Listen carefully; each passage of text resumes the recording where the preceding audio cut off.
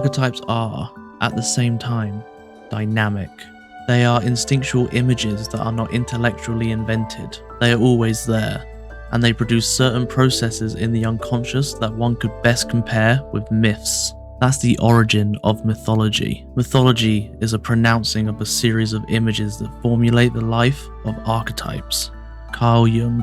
Throughout time, labels and categories have been used to define who we are in the world. From being a mother, to a healer, to a victim, to a warrior. These descriptions have led to societal themes that have not always been in the best interest of those they have described. We can see this in the way that stories have been told about the gods, and we can see how those stories have filtered down into difficult truths. But as those labels have been challenged, a rehabilitation process has begun to emerge. When goddess spirituality began to emerge in the 1970s in the neo-pagan movement, there was a call to change the way that the goddess, and indeed women, have been defined. Through the reclamation of stories, and through the uncovering of bias in mythic texts, there was an awakening to the idea that archetypes could be reclaimed, and people could become empowered once more. One of the most striking examples of this movement is the telling of the story of Persephone, a goddess who would eventually become queen of the underworld.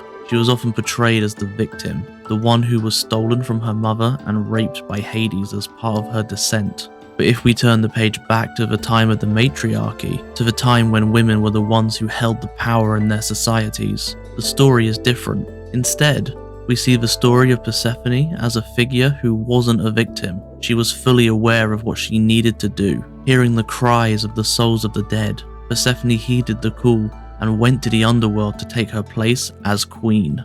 She was not without choice. She was in control, and while she may have not realized just what her choice would mean, she stepped forward and into her power. But instead, we are often told the story of the seduction and rape. We are told that a male figure was the perpetrator.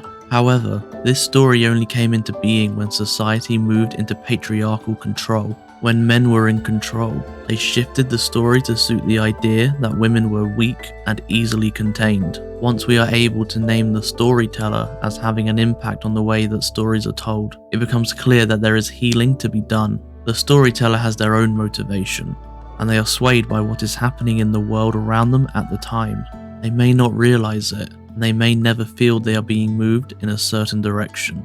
While there are many archetypes to consider, some of the most common include maiden, mother, crone, whore/prostitute, warrior, queen, healer, witch, victim, child, and dark goddess. In each of these labels, society has often spoken to the negative aspects, or the ways in which goddesses might be deemed dangerous, unfit for the current societal rules. Some are ones to be feared, and others are ones to be praised. And even those judgments have flipped and switched over time. We can look to the whore/prostitute as one of the archetypes with the most charge and energy of dissent.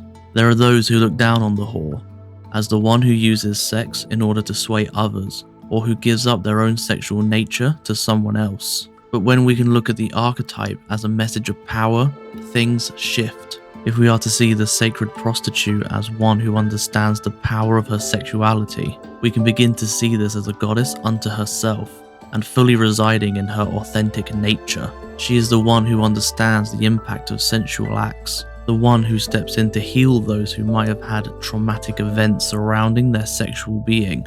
Rehabilitation does not come easily, to be sure. To take back these archetypes is to admit that things went horribly wrong in the past.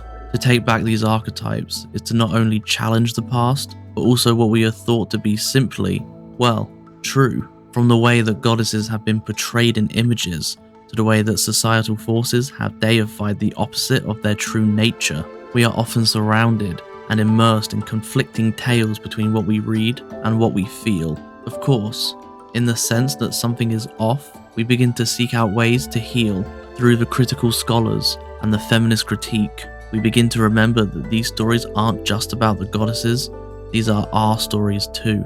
While we might not go to Mount Olympus or travel to the river Styx, we do know what it's like to go to the place where powerful beings have meetings, and we know what it's like to grieve someone who has died. Healing is a bumpy road. It is a process of self-reflection, of noticing where things are incorrect, and of going against the current grain. While this might be seen as a battle rather than a journey, there are bright spots to remind us that we are not alone. Though paganism and Christianity are often at odds, we can remember that while Jesus may be the star, Mary was also always revered as powerful in her own right. We can also see that while Mary Magdalene was dismissed as the whore, she was also the one who was beloved in other interpretations of texts. She was also the first one to witness his resurrection. The desire to correct those male interpretations of myth and story has always been present, even if it has been quieted or hidden. Her story is still hotly debated in academia and modern media, and it's one that continues to be questioned as often as it is dismissed. Going back to the Greek pantheon, we are also alerted to the way that Zeus was often blessed with powerful titles and archetypes, while the goddesses were often split up among their labels, with the probable intention of showing that no goddess could ever be as powerful as Zeus. Those who write the stories get to pick the victors, after all. As the goddess worship movement continued, each of the goddesses began to be named as powerful beings. They are the initiators, the lovers, the healers, the magicians, the sovereign, the dark goddesses, the destroyers, and so many more archetypes. As their stories were told and retold, with the goddesses as victors and changemakers, we begin to see the label shift from minimizing to becoming the starting point for healing. Again, we turn to the idea of the storytellers as those who impacted and continue to impact the way that stories are told. They are the ones who name the victors and the victims, and those who read the stories attach themselves to what feels true for them. This is not to say that the stories that seem to be slanted in one direction should not be considered in this conversation. Far from it. Instead, a reminder to be open to multiple points of view is the request and the necessity for rehabilitation. The archetype of witch is another category in which fear seems to have played a role in its interpretation. While witches were seen as healers and wise women, patriarchy came in and took back the power of women. The witch then became seen as someone who was dangerous and evil. Reclaiming the title of witch has taken time and is still a healing in progress, though there are many that proudly call themselves witches. The history of witch burnings shows that it wasn't all that long ago that the archetype incited fear and terror. Today, the word witch is often used as a negative label for someone who is seen to be too powerful, and thus someone who could take power from someone/something else. The trick with archetypes in the modern day is that they often ask us to choose between good and bad qualities. We are told we cannot choose to praise the whore, since many in society see that as a role that rejects morality, rather than a position of confidence in one's sexual nature. As a whole, archetypes in society seem to avoid the complexity of being. Perhaps this is because the gods are supposed to be perfect in their actions, or perhaps society feels it's more convenient to have a yes or no answer than one that is mired in grey. It's an argument to consider strongly as we begin to heal archetypes. What is clear is that society is beginning to challenge the archetypes, even without bringing the goddess into the conversation.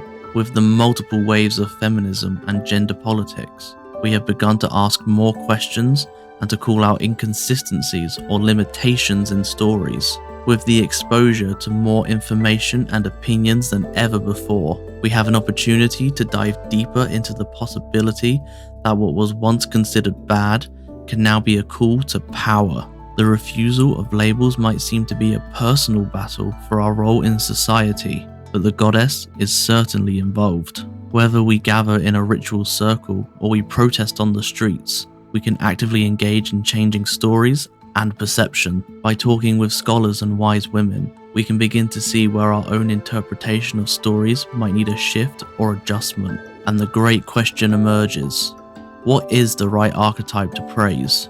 In the end, we want to know what we know and want to be sure of what we know.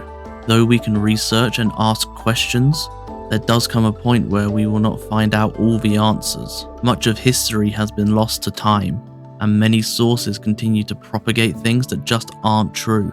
But when we can't verify the information we have before us, We might need simply to be content with the idea of more questions. Confronting story and archetypes is noble work. It is the work of mystics and the housewife, the priestess and the professional.